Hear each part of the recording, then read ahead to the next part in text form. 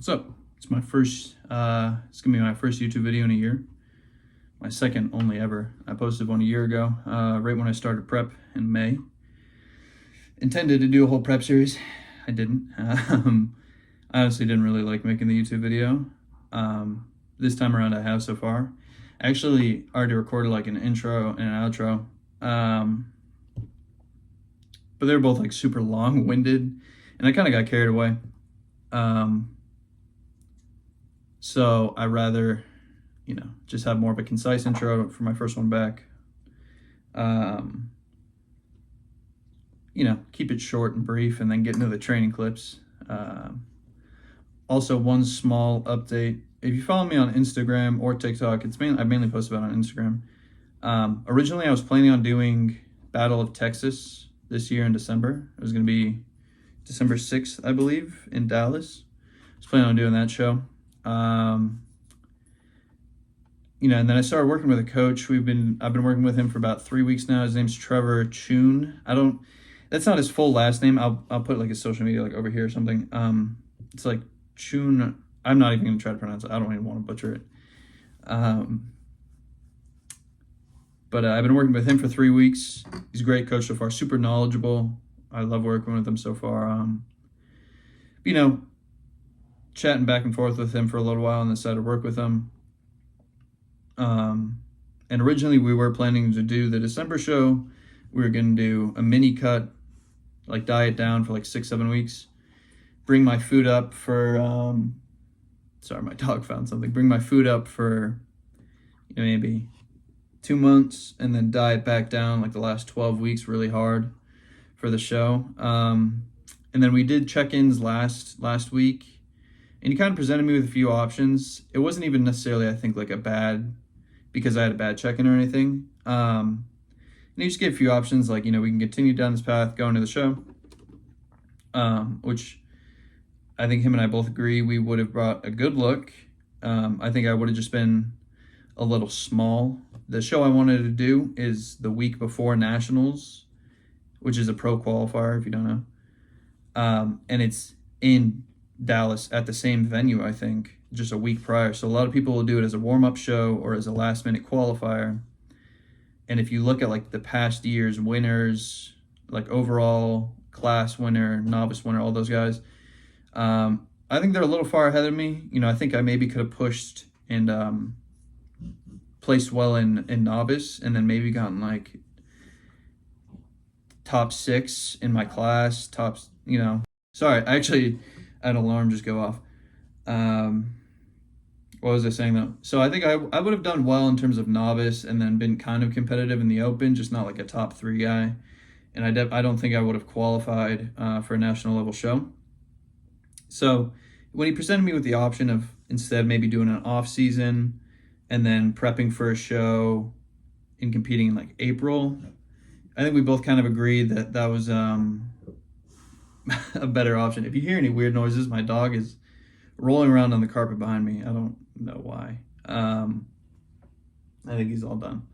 But so yeah, I opted for that option so we can get like a 4-month long off season together, kind of get to know how my body works, put on some solid tissue, because I don't know if he thinks this, but I know personally I believe that I'm like one good off season away from being like a pretty competitive guy. Like ideally at that show that's in March or April, I either win my class or I place second. I get the bid for a national show, which basically means I have all of 2026 to compete, like the rest of the next calendar year, and all of 2027 to compete at a national level show. So kind of like the current plan, like loosely, is to compete next spring, hopefully qualify. I truly believe I will qualify for a national level show. I'm saying it right now, like I'm going to qualify for a national level show. And then take another year off, do like maybe 2 push phases, push up, cut down on push up. And then, whatever the timing works. And then prep for either junior nationals or junior USAs. They both kind of fall normally in late May, early June, and Charleston's about 5 hours from me, and Chattanooga's only 2 hours from me. So, having a national level, like a pro qualifier show that's driving distance from me is great.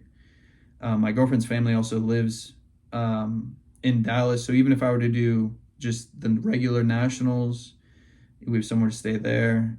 So I definitely have a few options in terms of what show I want to do at the national level, but that's getting way ahead of myself.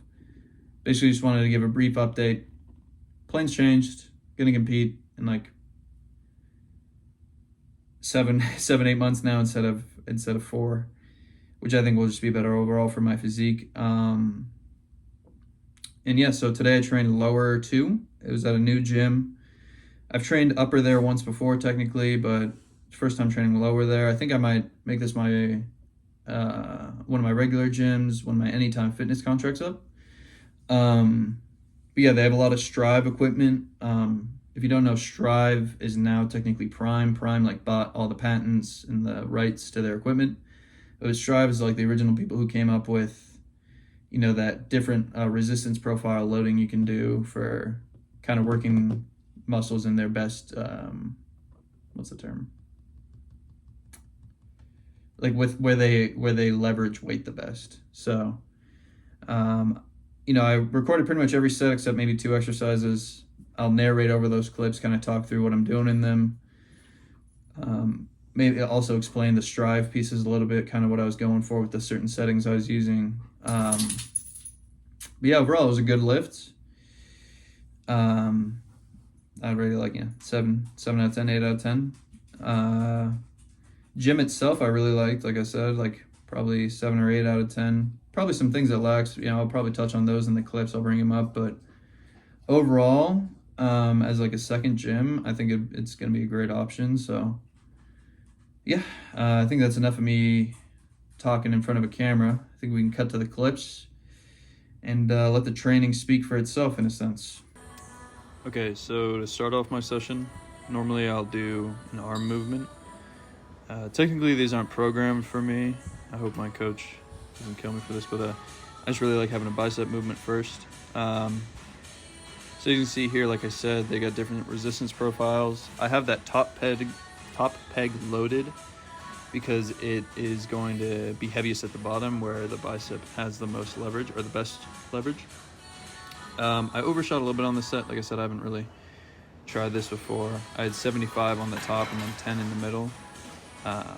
Going forward, I know what to do, so I'm okay with a 3-rep set there.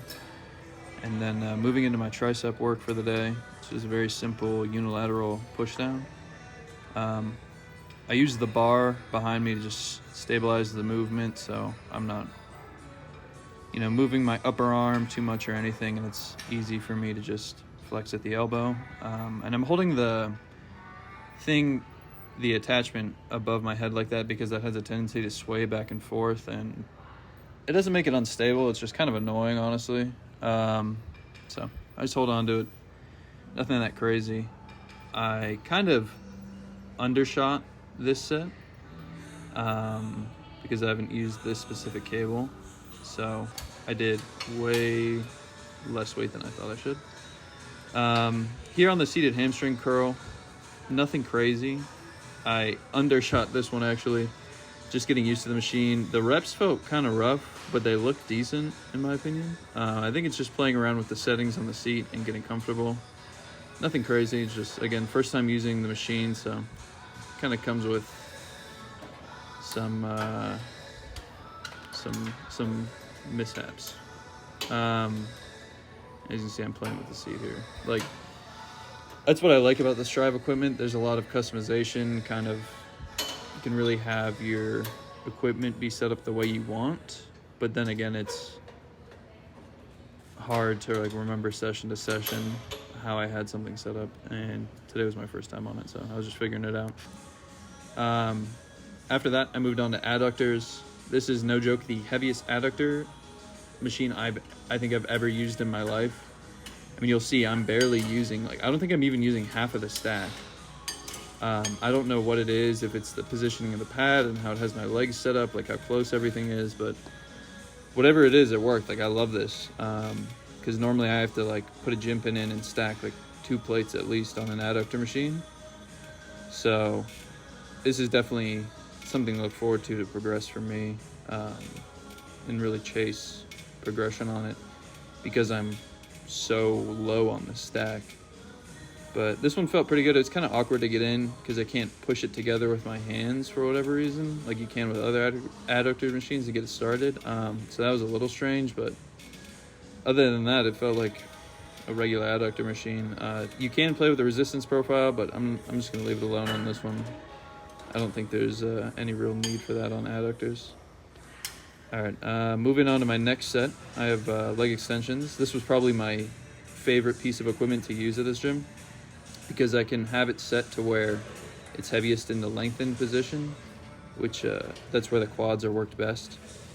My only really notes from this are, I could have maybe moved my seat back a little further to get a deeper stretch, like across the hip, so my rec fem got worked a little more. The stack was heavy, like I did a full stack, like it was definitely heavy. I think I only got 8 here. Next time I hit a lower day here, I'll probably use a gym pin.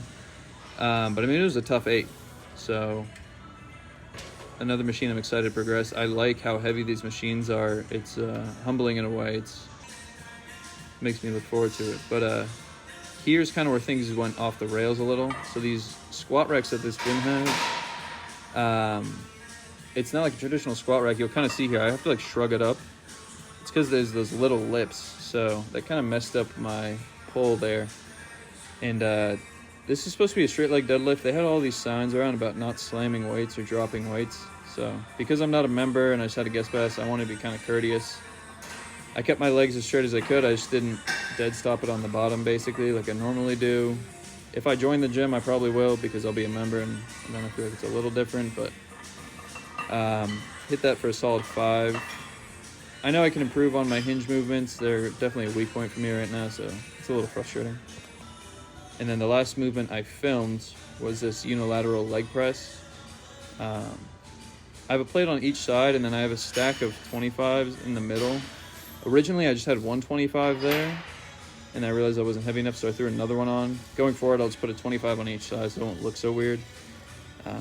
Here, obviously, I'm going for quad, but I'm also getting a lot of adductor just from my foot placement.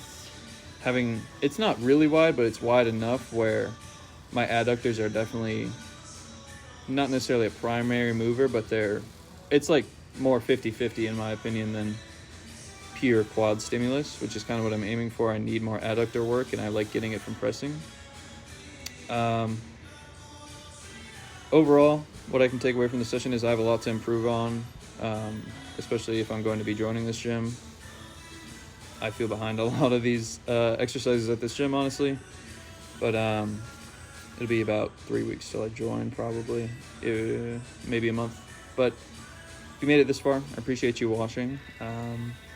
There should be more YouTube videos in the future. I'm aiming for at least 1 training session a week, maybe some day in the life stuff, or filming cooking. I don't know, but like, subscribe. Hopefully there will be more in the future. Thank you for watching.